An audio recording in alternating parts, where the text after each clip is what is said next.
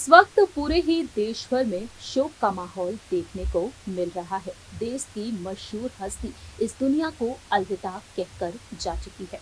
हम बात कर रहे हैं यहाँ पर समाजवादी पार्टी के संस्थापक, उत्तर प्रदेश के 3 बार मुख्यमंत्री रह चुके वरिष्ठ नेता मुलायम सिंह यादव के बारे में, जो आज हमारे बीच नहीं है, लेकिन उनकी यादें हैं जो हमेशा ही हमारे बीच मौजूद रहेंगी।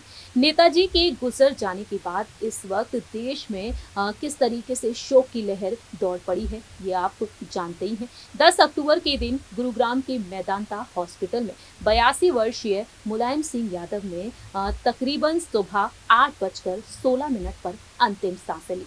लंबे वक्त से वह बीमार चल रहे थे। 26 सितंबर के दिन उन्हें इस हॉस्पिटल में एडमिट कराया गया था, लेकिन 2 अक्टूबर के दिन अचानक उनका ऑक्सीजन लेवल कम हुआ, बीपी लो हुआ, जिसके चलते उन्हें आईसीयू में एडमिट कराना पड़ा। आपको बता दें, किडनी की समस्या और यूरिन में इन्फेक्शन हो जाने के चलते उन्हें हॉस्पिटल में एडमिट कराया गया था, लेकिन अचानक उनकी तबीयत बहुत ज्यादा बिगड़ गई। आईसीयू से फिर उन्हें सीसीयू में शिफ्ट किया गया। CRRT के जरिए उनका ट्रीटमेंट किया गया।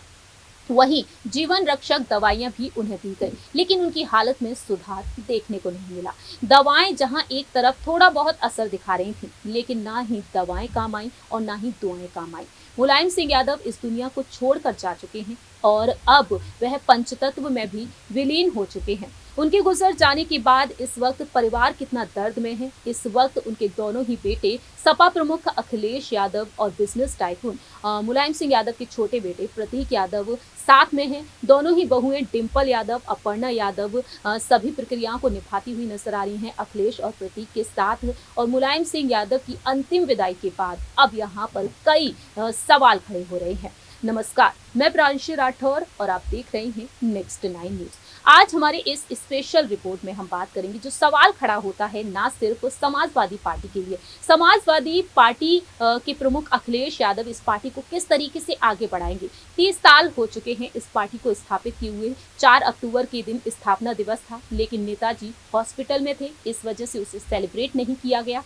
और अब अखिलेश यादव इस पार्टी की कमान को किस तरीके से संभालते हुए नजर आएंगे, खैर ये तो वक्त के साथ साथ पता चलेगा, लेकिन सवाल यहाँ पर खड़ा होता है उनकी प्रॉपर्टी को लेकर भी। मुलायम सिंह यादव के गुजर जाने के बाद आखिरकार उनकी प्रॉपर्टी किस तरीके से बांटी जाएगी, किस तरीके से इस प्रॉपर्टी का अब बंटवारा होगा। जैसा कि आप जानते ही हैं कि अब उनके गुजर जाने के बाद, परिवार के मुखिया के गुजर जाने के बाद जो वंश है उसके नाम प्रॉपर्टी को किया जाता है, तो जाहिर सी बात है यहाँ पर नाम अखिलेश यादव और प्रतीक यादव आता है। लेकिन बायोलॉजिकल प्रतीक यादव मुलायम सिंह यादव के बेटे नहीं हैं। दूसरी बार वह साधना गुप्ता के साथ शादी के बंधन में बंधे थे। ऐसे में यहाँ पर गौर करना चाहेंगे मुलायम सिंह यादव की करोड़ों की प्रॉपर्टी की तरफ।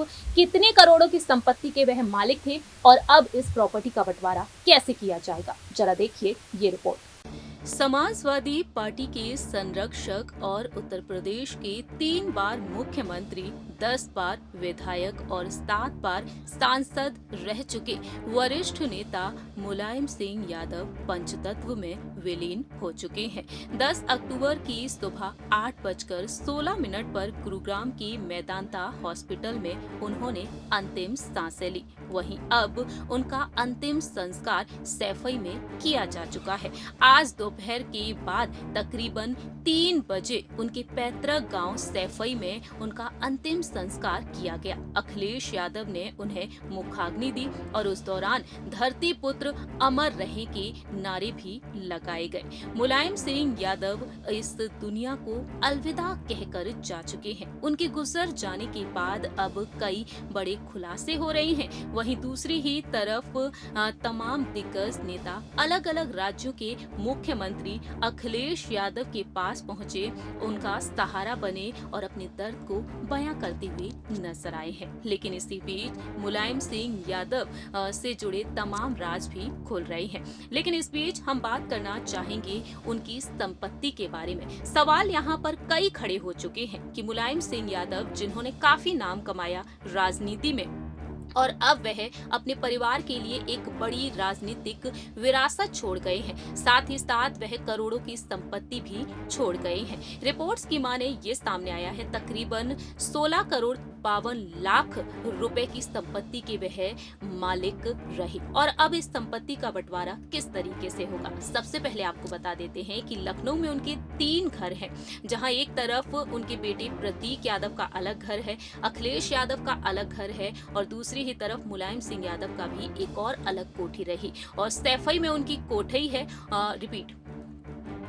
सैफई में भी उनकी शानदार कोठी है और इस कोठी से तकरीबन 500 मीटर की दूरी पर जहां वह पहलवानी किया करते थे, वहां पर उनका अंतिम संस्कार किया गया। मुलायम सिंह यादव के गुजर जाने के बाद अब संपत्ति को लेकर सवाल खड़े हो रहे हैं। आपको बता दें कि 2 भागों में इस संपत्ति का बंटवारा होगा, क्योंकि एक तरफ अखिलेश यादव हैं, उनके बेटे, और बायोलॉजिकल जो उनके बेटे नहीं है प्रतीक यादव, उन्हें भी संपत्ति का हिस्सा मिलेगा ही, क्योंकि अखिलेश यादव और प्रतीक यादव दोनों ही भाइयों के बीच बहुत ही प्यारा बॉन्ड है। मुलायम सिंह यादव के दोनों ही बेटों ने, बहुओं ने उनके लिए काफी कुछ किया, तो ये संपत्ति ना सिर्फ 2 भागों में बल्कि 4 भागों में भी बांटी जा सकती है, क्योंकि बहुएं भी कुछ कम नहीं रही हैं। आपको याद दिला दें कि मुलायम सिंह यादव ने साल 2019 में लोकसभा चुनाव के दौरान हलफनामे में जारी किया था कि उनकी कुल नेटवर्थ 16 करोड़ से ज्यादा की है। और इस अचल संपत्ति पर खुलासा करने के साथ साथ उन्होंने और भी खुलासे किए कि उनकी पत्नी साधना गुप्ता की सालाना कमाई तकरीबन 32 लाख रुपए हुआ करती थी। वहीं लोकसभा चुनाव के दौरान जो हलफनामा जारी किया गया, उसके मुताबिक ये सामने आया कि लखनऊ में एक घर होने के साथ ही इटावा में अचल संपत्ति है। कृषि योग्य भूमि के बारे में बात की जाए तो रिपोर्ट्स के मुताबिक खुलासा हुआ 10 करोड़ रुपए की कृषि योग्य भूमि के मालिक थे वह। 17 लाख रुपए की कीमत की उनके पास टोयोटा कार रही। वहीं इससे हटकर आपको ये भी बता दें कि वह करोड़ों के कर्जे में भी थे, और ये कर्जा किसी और से नहीं बल्कि अपने बेटे अखिलेश यादव से उन्होंने लिया था। तकरीबन 2 करोड़ से ऊपर का ये कर्जा रहा था। लेकिन दूसरी ही तरफ आपको ये भी बता दें कि समाजवादी पार्टी के संरक्षक मुलायम सिंह यादव की संपत्ति में गिरावट आई थी तकरीबन 5 साल के भीतर। उस वक्त खुलासा हुआ था कि साल 2014 में लोकसभा चुनाव के दौरान मुलायम सिंह यादव की तरफ से जो हलफनामा जारी किया गया था, उसमें नेटवर्थ 19 करोड़ 72 लाख रुपए बताई गई थी। लेकिन 5 साल में इस संपत्ति में गिरावट आई और रह गई 16 करोड़ रुपए की तकरीबन। ऐसे में देखा जाए तो अब यहाँ पर यह सवाल खड़ा होता है कि मुलायम सिंह यादव के पास कई शानदार घर रहे, वहीं बैंक में जो उनके खाते हैं उनमें कितना रुपया है। रिपोर्ट्स के मुताबिक खुलासा हुआ कि खेती बाड़ी करके लोकसभा से मिलने वाले वेतन के जरिए उनकी कमाई हुआ करती थी। हलफनामे के मुताबिक ये सामने आया कि 56 लाख रुपए उनके बैंक अकाउंट में जमा थे और 16 लाख रुपए की नकदी। वहीं दूसरी ही तरफ यहाँ पर गाड़ियां, घर, जमीन पर गौर किया जाए तकरीबन 7 करोड़ रुपए से अधिक की कृषि भूमि रही उनके पास, 10 करोड़ से ज्यादा की गैर कृषि भूमि। इसके अलावा टोयोटा कार जिसकी